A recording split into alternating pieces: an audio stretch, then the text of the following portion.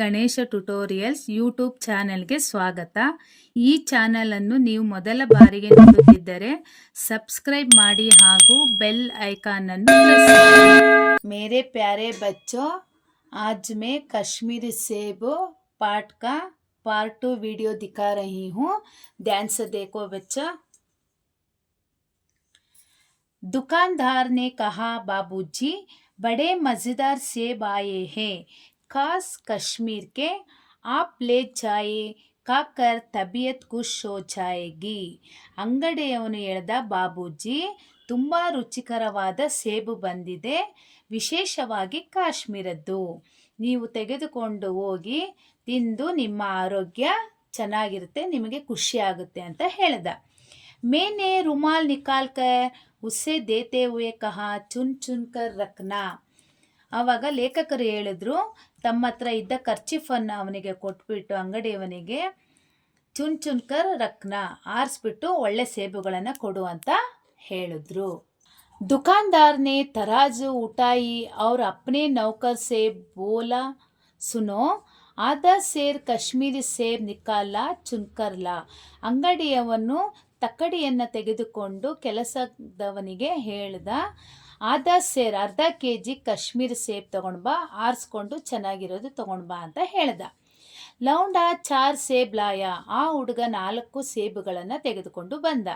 ದುಕಾನ್ದಾರ್ನೇ ತೌಲ, ಅದನ್ನು ಅಂಗಡಿಯವನು ತೂಕ ಮಾಡ್ದ. ಏಕ್ ಲಿಫಾಫೆ ಮೇ ಉನೆ ರಕ್ಕ.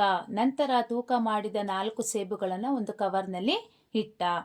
ಅವ್ರ ರುಮಾಲ್ ಮೇ ಬಾಂಧ್ ಕರ್ ಮುಜೆ ದೇ ದಿಯಾ. ನಂತರ ಲೇಖಕರು ಕೊಟ್ಟಂತಹ ಕರ್ಚಿಫಲ್ಲಿ ಕಟ್ಬಿಟ್ಟು ಅವರಿಗೆ ಕೊಟ್ಟರು. ಮೇನೆ 4 ಆನೆ ಉಸ್ಕೆ ಹಾತ್ ಮೇ ರಕ್ಕೆ. ಲೇಖಕರು ಏನು ಮಾಡಿದ್ರು, 4 ಆಣೆಯನ್ನು ಅಂಗಡಿಯವನಿಗೆ ಕೊಟ್ಬಿಟ್ಟು ಬಂದರು. ಗರ್ ಹಾಕರ್ ಲಿಫಾಫಾ ಜೋಕ ಜೋ ರಕ್ತಿಯ. ಮನೆ ಬಂದ್ಬಿಟ್ಟು ಆ ಅಂಗಡಿಯವನು ಕೊಟ್ಟಂತಹ ಕವರು ಯಾವ ಥರ ಇತ್ತು ಅದೇ ರೀತಿ ಒಂದು ಕಡೆ ಇಟ್ರು.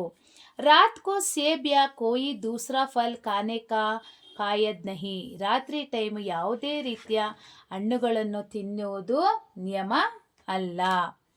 ಫಲ್ ಖಾನೆ ಕಾ ಸಮಯ ತೋ ಪ್ರಾತಃ ಕಾಲ. ಹಣ್ಣುಗಳನ್ನು ತಿನ್ನುವ ಸಮಯ ಮುಂಜಾನೆಯ ವೇಳೆ. आज सुबह मुँह हाथ धोकर जो नाश्ता करने के लिए एक सेब निकाला.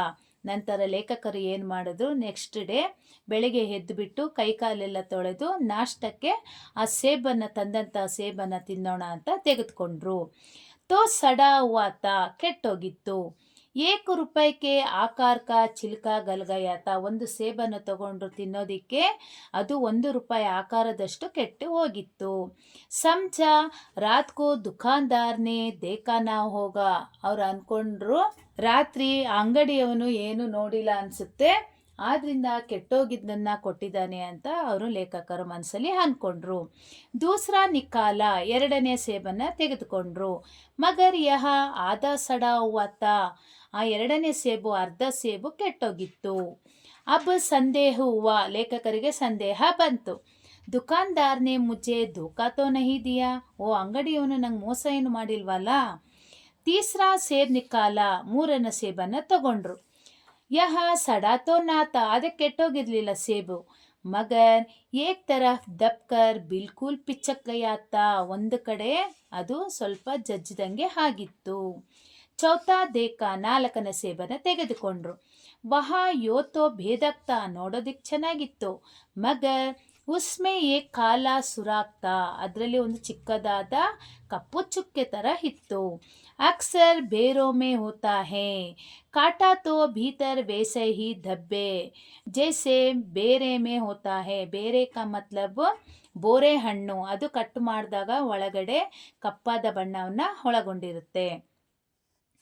ಏಕ್ ಸೇಬಿ ಖಾನೆ ಲಾಯಕ್ ನೈತಾ. ಒಂದು ಸೇಬು ಸಹ ತಿನ್ನೋದಿಕ್ಕೆ ಯೋಗ್ಯವಾಗಿ ಇರಲಿಲ್ಲ.